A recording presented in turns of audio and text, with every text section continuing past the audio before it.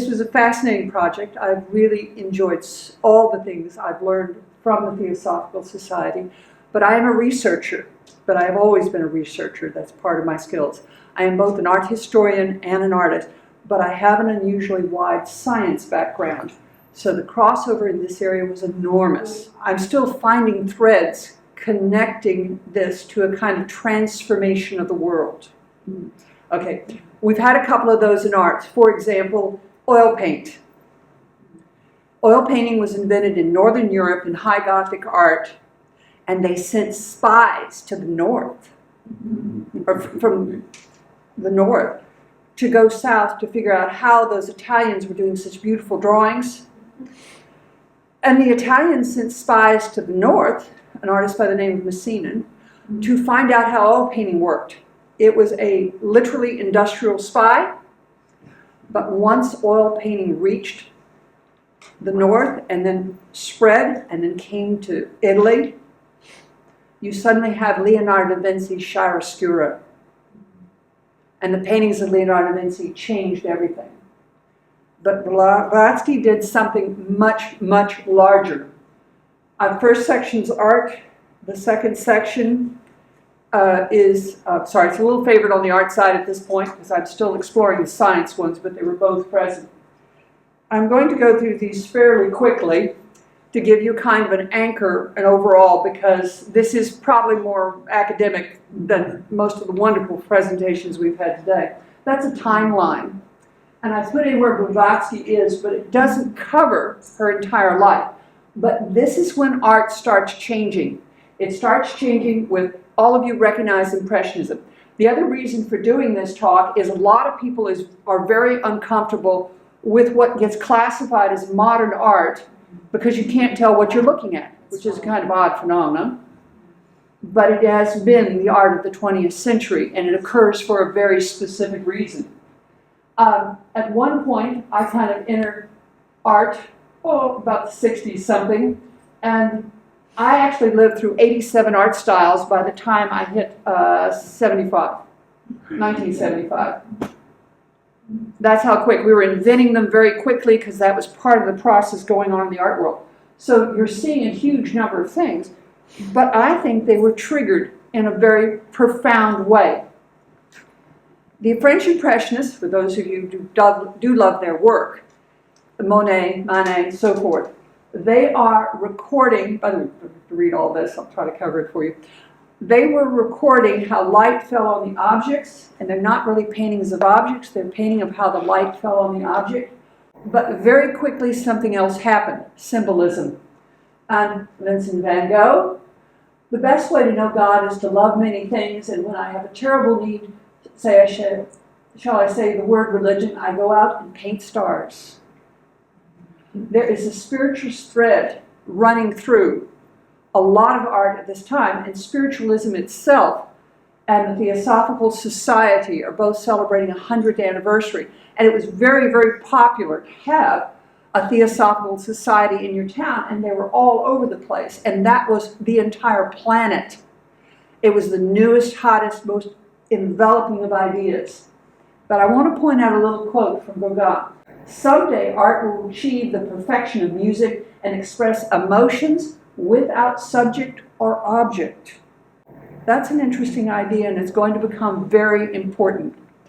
This is an example of Mondrian and his monumental triptych Evolution, which was essentially showing the initiation process inside of spiritualism, and Mondrian was a member of the Theosophical Society.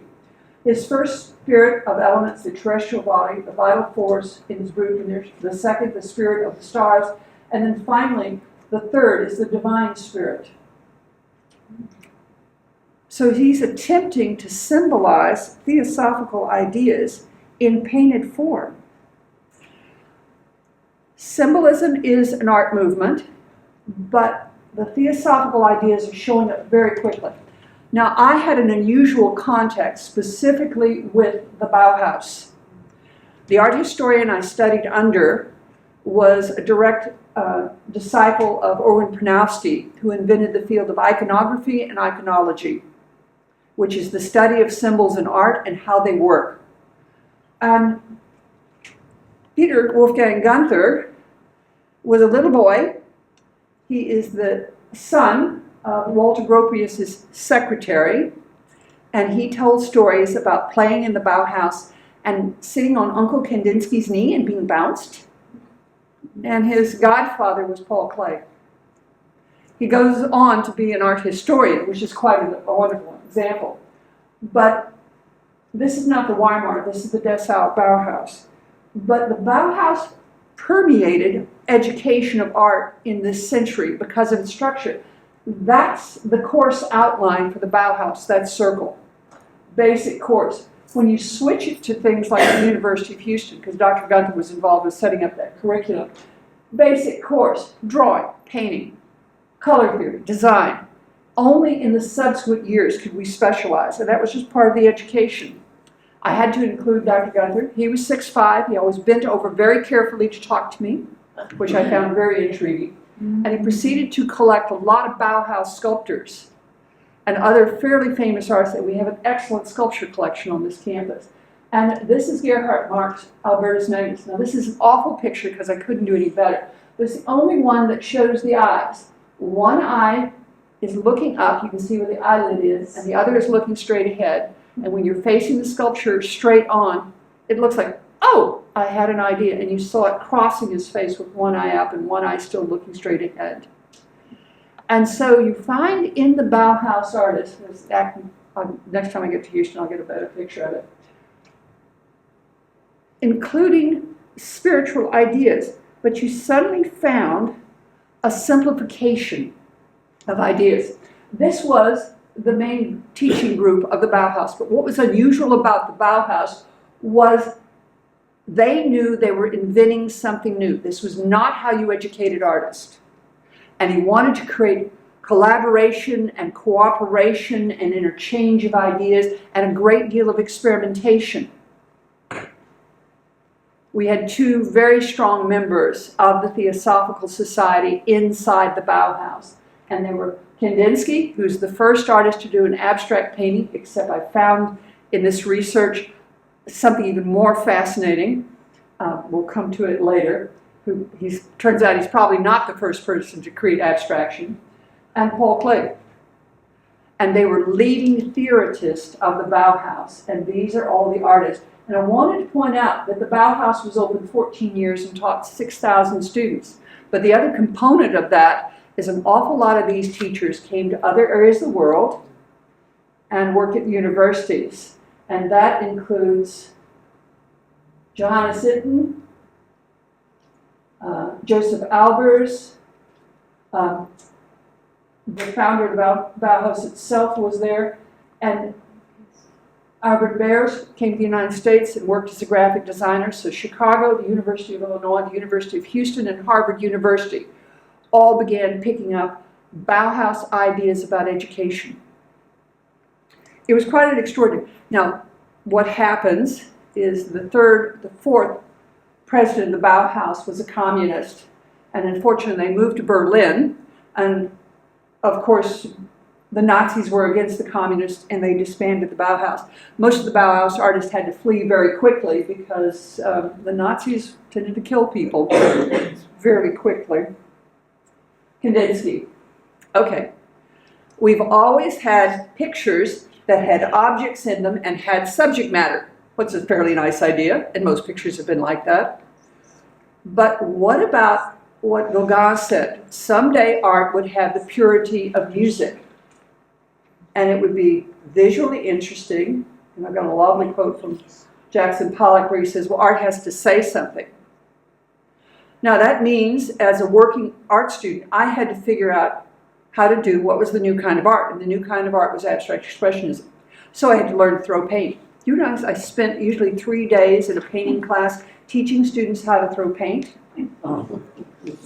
Now, I know that sounds absolutely wild, but one of the really weird things about that is I can make it land in the same place twice. I can actually do it 5 or 6 times in a row.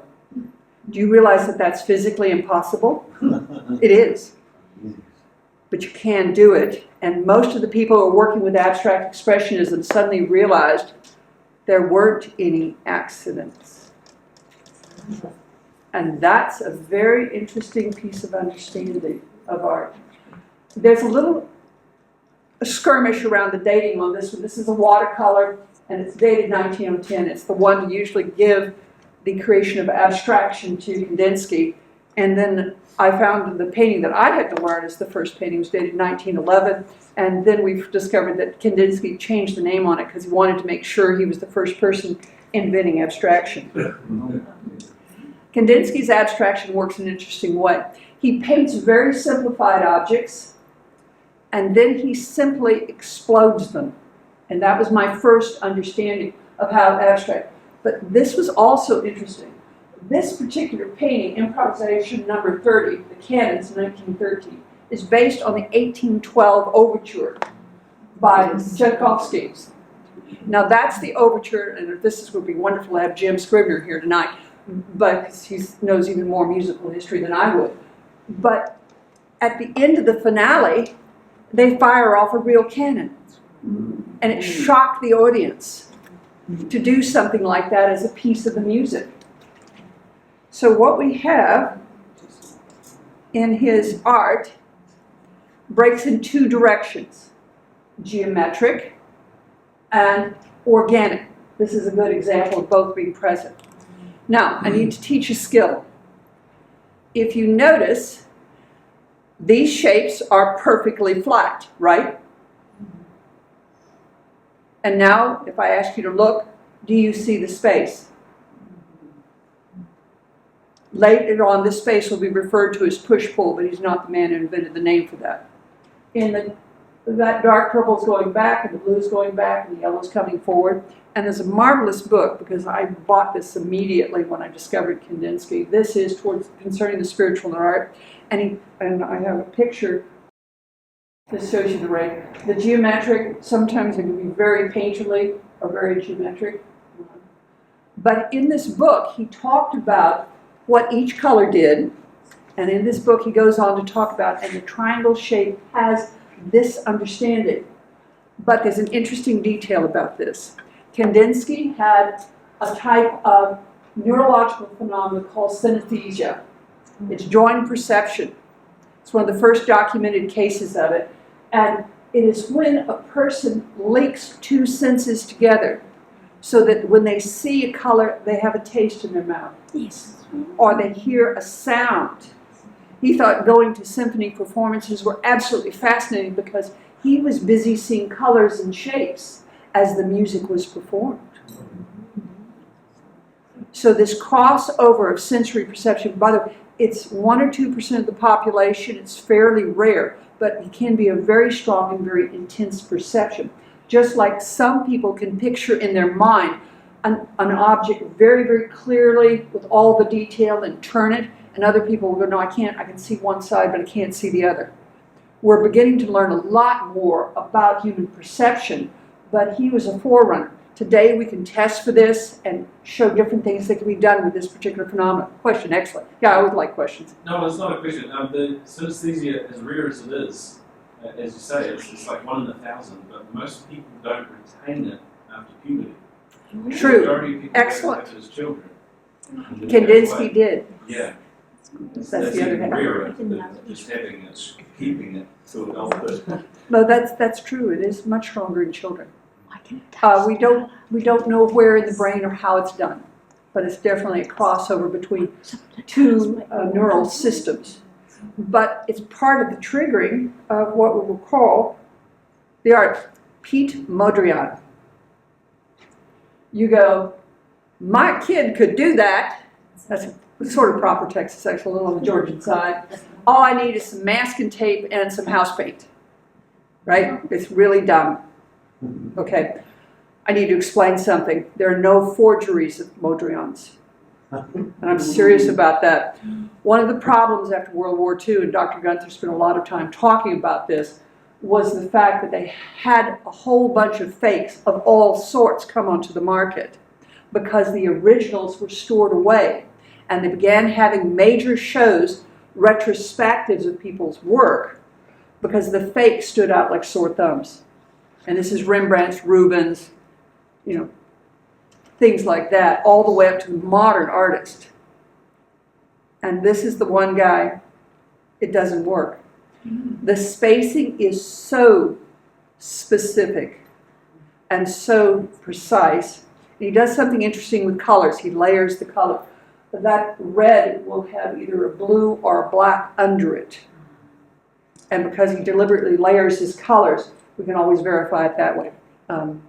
Dr. Gunther had all of us art students copy a work of art or make a scale model starting in the 11th century BC, running forward to the 20th century, using all the techniques. My students have always been startled by the fact that I usually knew how anything was done. It was because I was given that as an assignment, and we all were. Because he wanted the technological, he says, art historians make really dumb decisions if they don't know how the thing was actually physically done, which I find very interesting and very accurate. But then I copied their drawings, I copied their painting techniques. And can I tell a story on Phil? Phil, if I could tell a story on you. I walked into I walked into Helen's house and saw one of Phil's artworks on the wall. And I went, this man reinvented chiaroscuro, and he did it here in New Zealand without any, and it was kind of like, I can remember spending weeks trying to do just the preliminary brushstroke, much less control an image with it. So I was very honored to see your artwork. It was astonishing. So if you get an opportunity to see his artwork, we should probably organize that. It was mind-blowing for me. Because it's a very, let me show you, I'll show you how important it's one of those game changers. The Mona Lisa has a lot of very obscure, very interesting qualities to it, and maybe I'll come back and do art history lectures for you. But all paintings before the Mona Lisa were a cold, clear winter morning, automatically. And all paintings after the Mona Lisa could be a cold, clear winter morning or a hot, humid summer afternoon. He had succeeded in painting air. I always made my second-year painting students have to figure out how to paint air. Paint air. Yeah. There's a trick to painting air.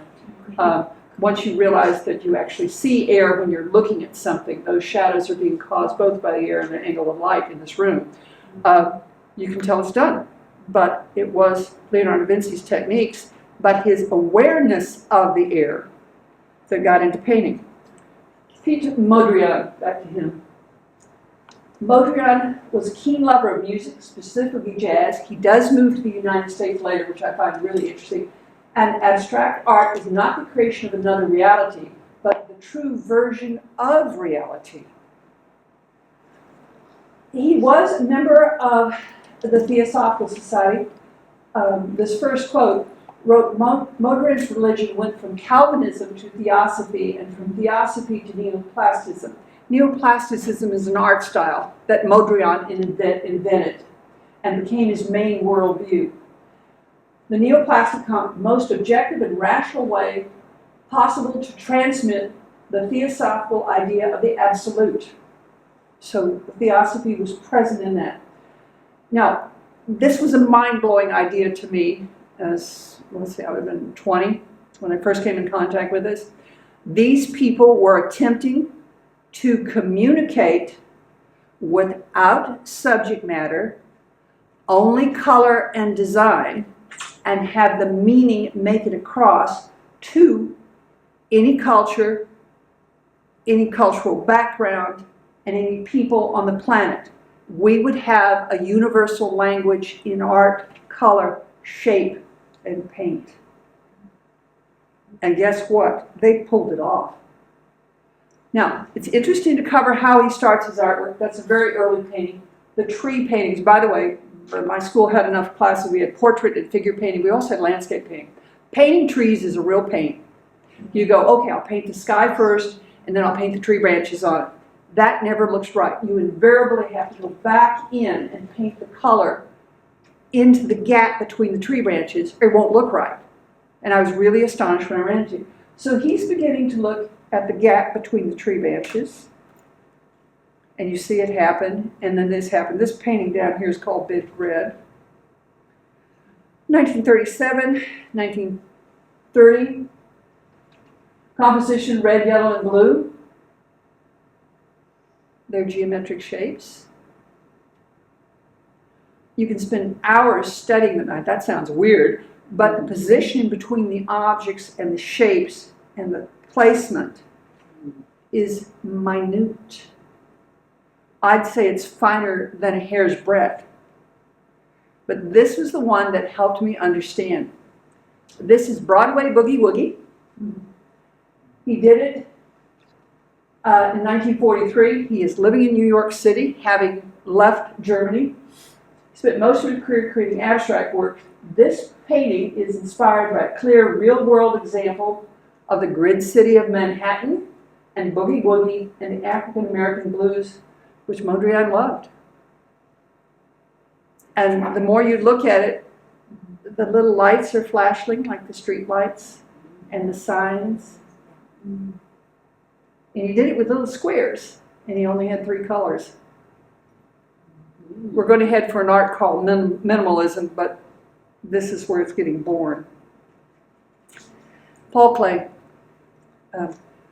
Dr. Gunther's godfather. Gunther was there at least till 17, and he was, I couldn't figure out how, he would have had to be on a bomber because they only hired tiny people to fly the fighter planes. He would have been a bomber. His plane crashed down over Scotland. He spent all of World War II in a Scottish prisoner of war camp. He always pronounced that there was no such thing as English art. Mm-hmm. And then we'd point out, but don't you like Turner? And then he squirmed. It was good fun. So it's an interesting problem. He's working with subject matter. This was actually a problem for Picasso too. We're so used to having, oh, it's a picture of a tree. Oh, that's a landscape. And then suddenly, you've got to make art that doesn't have those anymore. Paul Klee had a hard time fighting it. He's still got objects.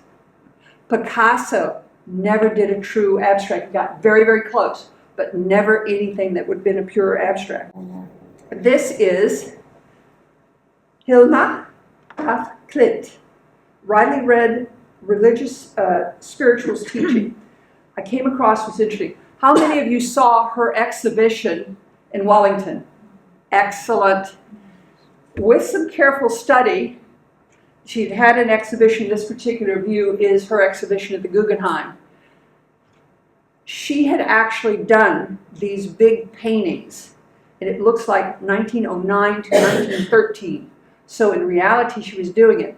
But Rudolf Steiner came to her and said, you shouldn't show these. They'll be understandable in 50 years' time. So we now have discovered that probably the first artist to do abstract art was a woman. And this is her. Now what's even more astonishing, she said she was receiving guidance from spirit that generated her visions. She considered herself a spiritual medium, and that she was being guided to make these images.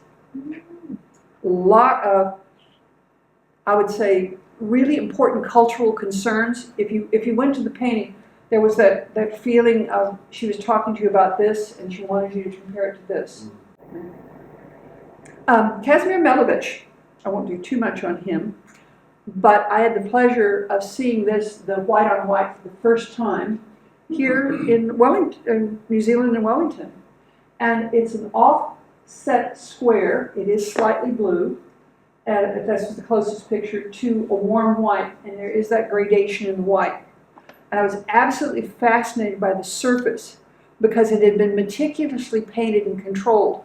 And you could also see that you couldn't have moved it a micron, one way or the other, without affecting the tension that was in the composition. It's considered to be one of the first. The first one was one of these, and it's dated 1915, and it's black on black canvas, or the black cube. And okay, that is a true abstraction, but Kandinsky still gets the front. Malevich is in Russia. Also very interested in theosophical ideas. This theosophical renaissance in art This is an example of a Canadian artist, part of the Algonquin School, and he helped establish Canada's first international modern art group and was a member of the Theosophical Society. We still have subject matter, it's not abstraction, but he was taken very seriously because of the simplification of the objects.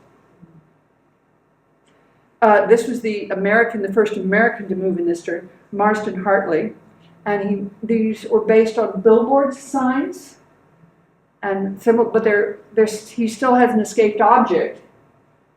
There are objects here, and he's fitting it together. But notice you have the intense color that you saw in Van Gogh and Gauguin, and was very familiar with the traditions, the esoteric traditions of a lot of different forms, Buddhism, Hinduism, and as well as Theosophy. So it's been an interesting thread. This was kind of fun. I like this one. I'm now on into the 60s. 1959, the United States moved forward to take over the art world because we just won the war. And it was a plot by the CIA. This is always very surprising to do, but it was. Mainly because they can set up a very interesting control method. A major gallery in New York, if you buy a painting from them, and 20 years later, you have decided that you don't want that painting anymore, you want to exchange it, you can go to that gallery and get your money back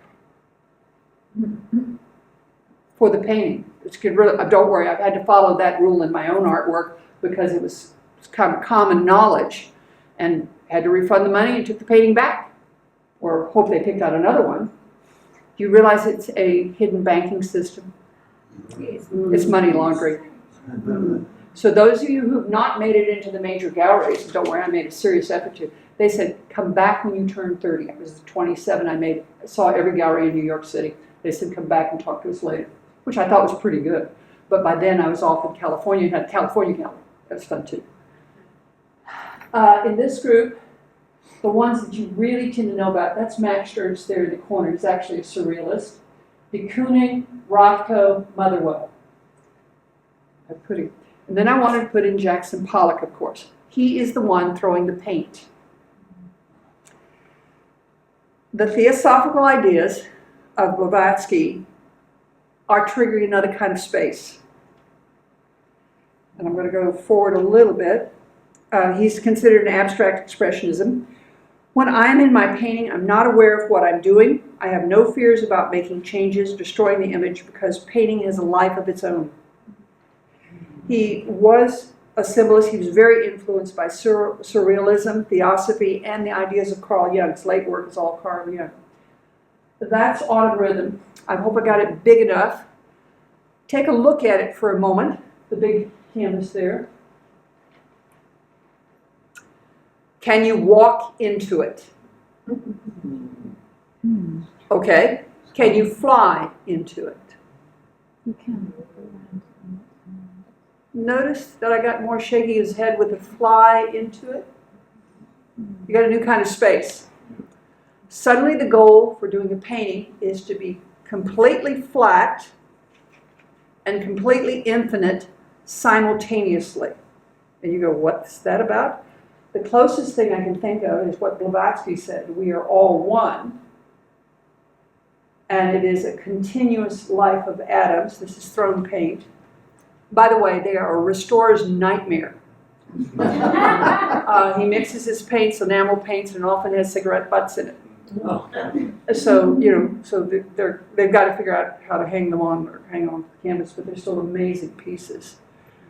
But it is a different kind of space, and suddenly we had to figure out how to do infinite and flat simultaneously.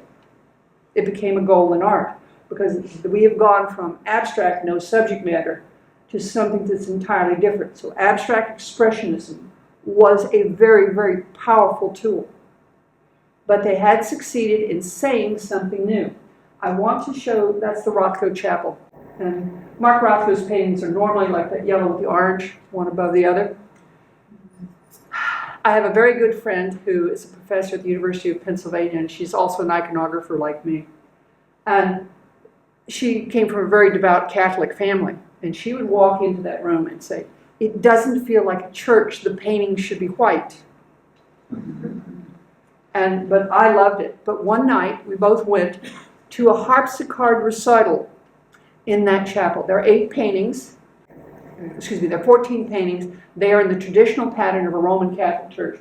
3 in the center, side panel, 3 on the sides, side panel. What is essentially the rose window, except it's a purple canvas with a very large black rectangle and it's just the wrong way around. They had a problem with this painting. There was way too much sunlight in Houston, Texas.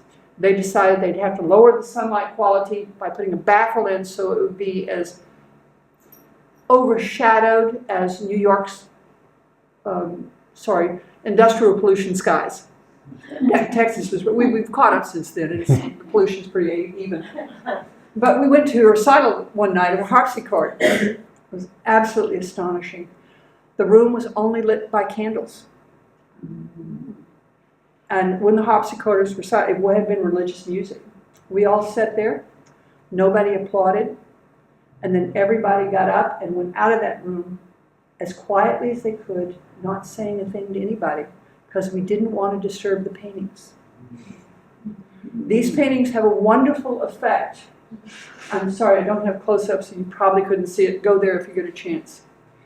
When you are looking at the painting, you go deeper and deeper and deeper into the painting. It's a vast space of color.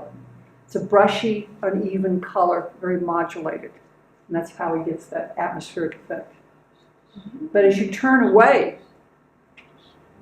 the canvas moves forward and becomes absolutely flat.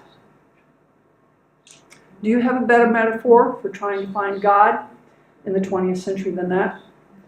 Always there, always present, infinitely aware, and when we go looking for him, we have trouble proving he's there. He achieved his intention. It's still one of the spookiest pieces of art, and it was designed as a complete unit. Excuse me, Donna, could you go back one, please? Sure. Autumn Rhythm, number 30. That's that's a Jackson Pollock. It's, for me, I see so many beings in it, so many faces. Yes. Yes, it's absolutely amazing. Yeah, that's fairly common. Human beings will make faces faster than anything else. 2 dots together. A lot of wallpaper uses that to make monsters and so forth. But you spend time with this, you start inventing things, and that's on your side. He was only throwing paint. It's my eyes that do that, and same with clouds. True, it is. But he's giving you that opportunity to do it. By the way, this painting would be the size of the screen, maybe a little longer. It's huge. And that was an entirely different kind of confrontation with the artwork. It's suddenly they were big, they were huge. You know, you're doing serious art, it has to be big. And that means learn to build very big stretcher strips. And I went through that one. Art could be symbolic. This is Robert Motherwell. He had studied philosophy as well as art history and some other things. He didn't complete his master's. He decided to become an artist at one point. But this series gives you a very good example of, yes, it's not completely thrown paint, but let's see. This would be the size of the back wall, except it's a rectangle. It's huge. And there's a whole series of something like 40 of these. He's referring to Franco's Spain, but he's doing it in a very interesting way. You're probably not familiar with the bullfight. Bullfights are now rare in Mexico, but they were common in Spain for a long time. If the bull was particularly valorous, gave a very good fight with the matador trying to kill him, the testicles and the penis of the bull was given to the matador, and he could present it to anybody in the audience he cared to. And by the way, it was basically usually offered to Franco, who's the dictator running Spain at that point. And it's his point of making, that's the minute you know the story, it's horrific. It has a lovely mythology that goes back to Celtic times. We're trapping bulls, you see it again and again. Minos, where the bull jumpers were. So the bull's an important symbol. But this was a very powerful statement, and it was a political statement. I think two things had happened. The strength of symbolism. I know art techniques that I had to learn, which were push-pull, flat, and infinite simultaneously.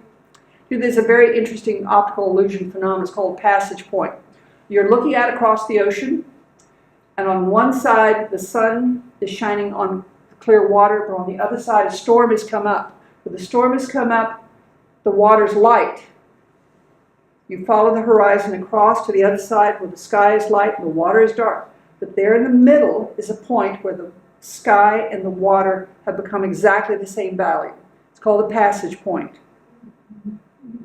And we as artists had to learn to make passage points in our art. And guess what? You can't make volume without them.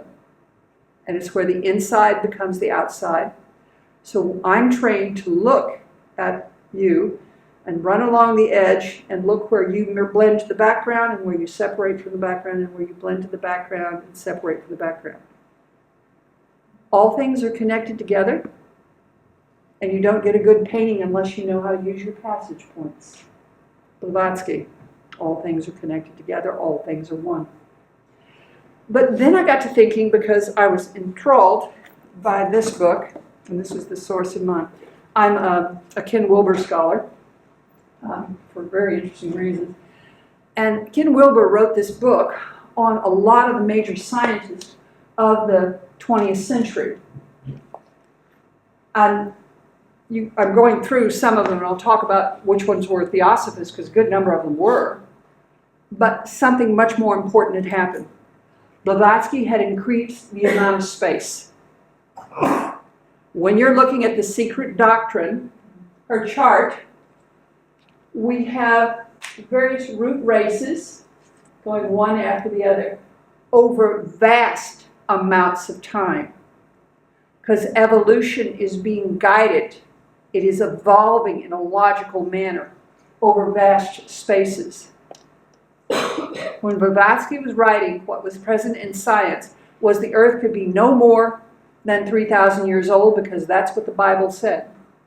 Keep in mind, the geologists of the day were going, wait a minute, that doesn't deal with dinosaurs. It doesn't deal with the layers that we see. So when that happened, it spread across a lot of fields, and in particular, astronomy. Albert Einstein. Now there's two stories. We have this Aquarian Theosophist, and he actually published an article on why do they hate the Jews. And ideas have lighted my way, and time after time have given me new courage to face life cheerfully. Those have been kindness, beauty, and truth. And another quote I really like is, look deep into nature, then you will understand everything better. A very good description for that. And this leads Newton, Einstein, Schrödinger, Pauli, and Braun have seen the need for deeper spiritual understanding as taught by the great religious teachers and mystics of all ages. The idea that science was mechanistic and had a hard, solid answer isn't true. And I remember, by the way, first 2 years at university, I thought I was going to be a medical illustrator, so I have 2 years of chemistry and 2 years of biology at the serious level. The minute they got to any edge of a question, like, okay, we're going to diagram photosynthesis, they'd always hit a point where it wouldn't work anymore. We cannot explain why sunlight would cause this molecule to change into something that was edible for the plant. They don't have an answer, but they still don't. I've got to go back and see if anybody's come up with a better explanation. So there's a layer of science that we know the answer, it's hard, it's done, and there's no thinking about it. And then there's a layer of real science where that's not true. But this is the other story on Einstein that I thought was wonderful. In the summer journal, San Diego History published an interview with Theosophical Everson L. Harris, and he stated that Einstein had a copy of Blavatsky's book, Secret Doctrine, on his table all the time. And Sylvia Cranston, which was the book Renee was referring to, because I've got it checked out at the moment, Renee, my apologies, you were looking for it too. No, I own it. Oh, okay. Great book, absolutely great book. Is it? In checking the information, it was learned that the niece of Einstein in India during the 1960s paid a special visit to the headquarters of the Theosophical Society at Adyar. She explained that she knew nothing of Theosophy or the society, but had seen the place because her uncle always had a copy of the secret doctrine. The individual to whom the niece spoke was Eunice Layton, a world-traveled Theosophical lecturer who happened to be at the reception desk when she arrived.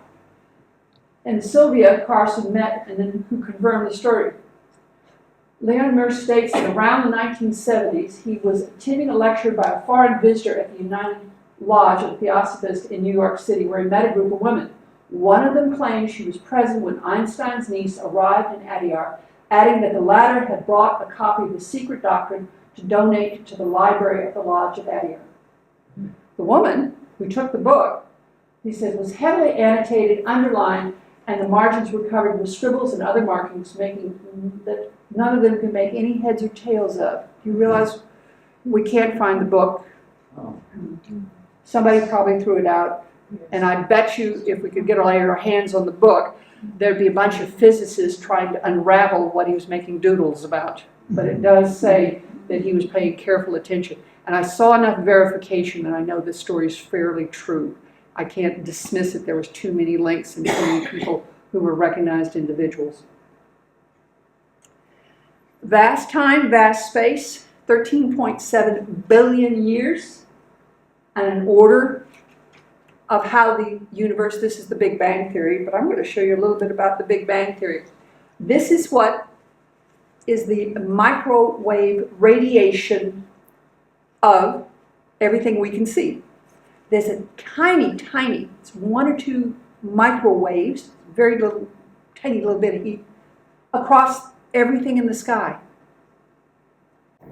It's actually a man by the name of Max Planck, one of the books, or a Theosophical follower, was a German theoretical physicist who discovered energy quanta and won the Nobel Prize in 1918.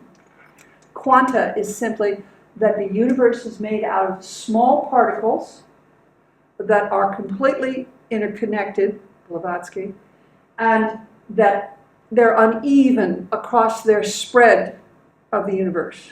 Now, this is 1918. The accidental discovery of cosmic microwave background, CMB, in 1965 by American radio astronomers Arno Pinzas and Robert Wilson, culminated work initiated in the 1900s. In other words, they found this picture. We had proof of a Big Bang, and we had proof that it was absolutely uniform across all that we could see. And then it had 2 really annoying holes, which is, I don't think I can show. This dark area here, that one, and that one. There aren't stars there, which is kind of interesting. And it led to 2 other, more recent theories. Multiverse, that there may be more than one universe, and that those dark holes might be a membrane where 2 universes were connected.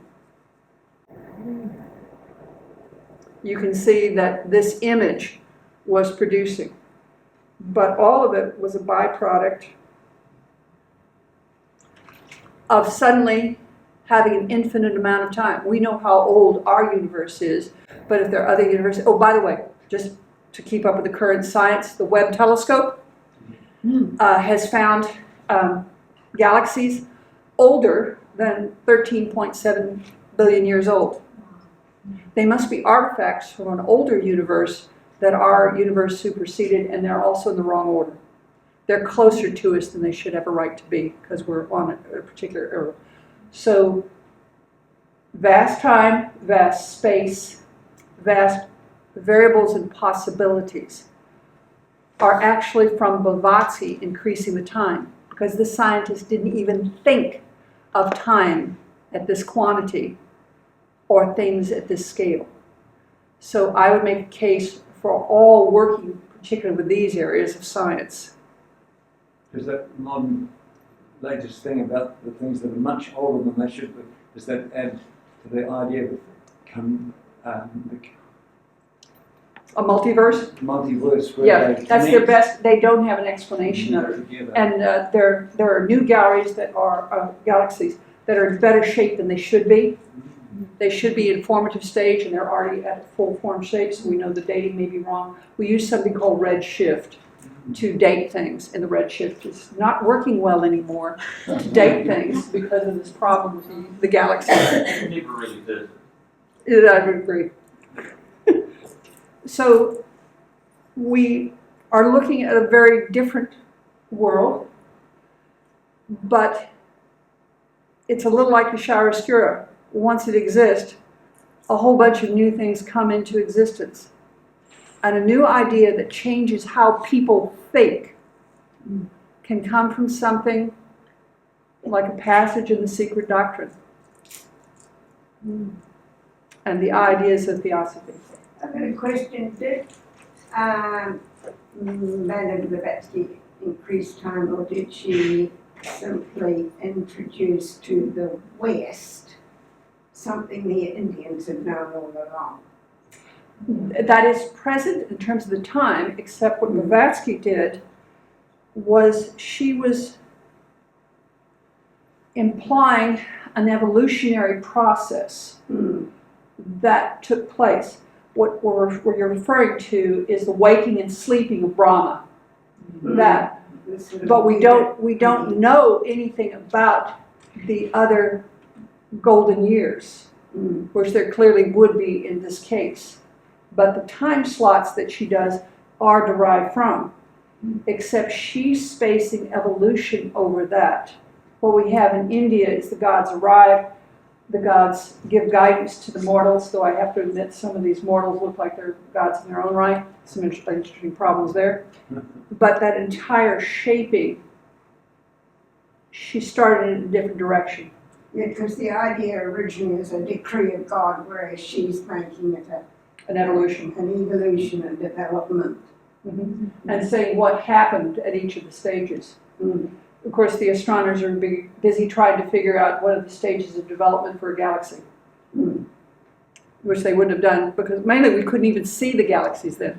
What I'm surprised is by the number of technological inventions that had to occur for them to figure out that they could figure out. By the way, the microwave problem of the background radiation, they had a constant buzzing of noise that Bell Labs didn't want on the overseas transmissions, okay? And they said, can you get rid of this noise?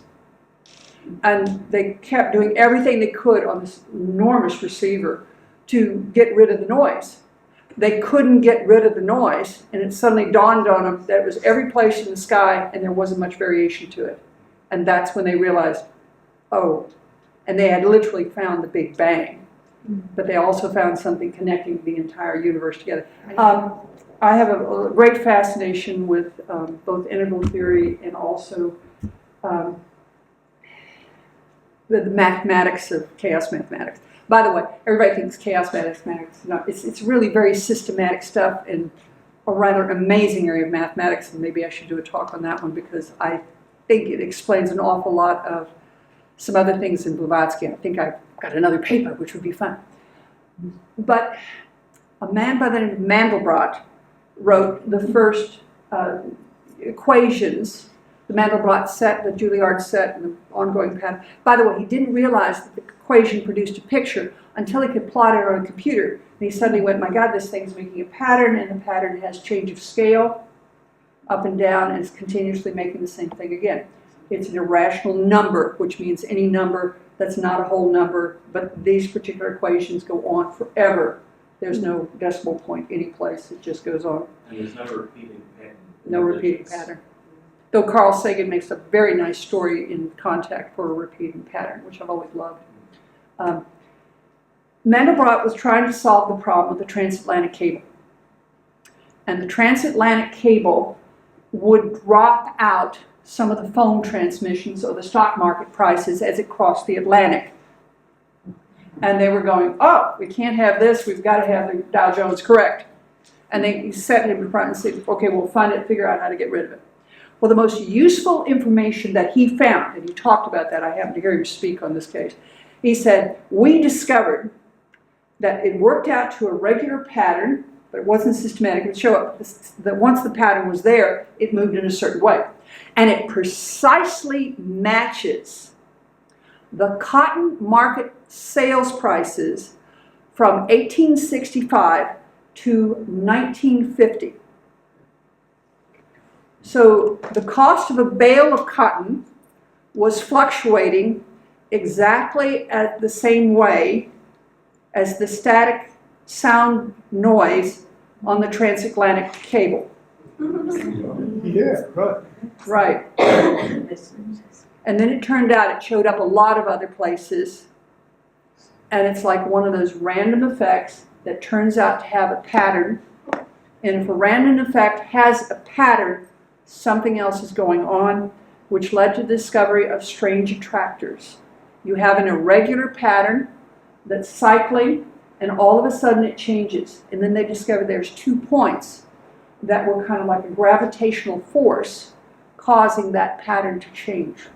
But it tended to be predictable whether the pattern was gases or liquids, which should make any difference, but there's matches. So a lot of these ideas, expanding time, expanding space, thinking about this new kind of world. We can't enter it completely yet. I mean, we just got to the moon and we're thinking about Mars. But it's a new space to start thinking about, which is always the first step in actually doing something. It is an idea in your mind before it is manifest in physical reality. And that is the tradition. I wanted to thank everybody. Let's see, I like what Blavatsky said. The chief difficulty which prevents men of science from believing in the divine, as well as in nature, spirits, is their materialism. But the ones I found on the edge of hard science were deeply spiritual. And sometimes with a theosophical connection, which I marvel at. Thank you for your participation and attendance at the talk. It's a pleasure to share this with fellow theosophists in particular. And I also want to thank the national headquarters because I really appreciated learning about the secret doctrine and some of the conferences that you've held and all the things I've gotten to learn, like this very marvelous conference here. These talks I've heard this last day, and we still have more of them tomorrow, have been just absolutely wondrous. And so take advantage of this because some of these little details are going to describe probably the next discoveries we make. Anyway, thank you very much.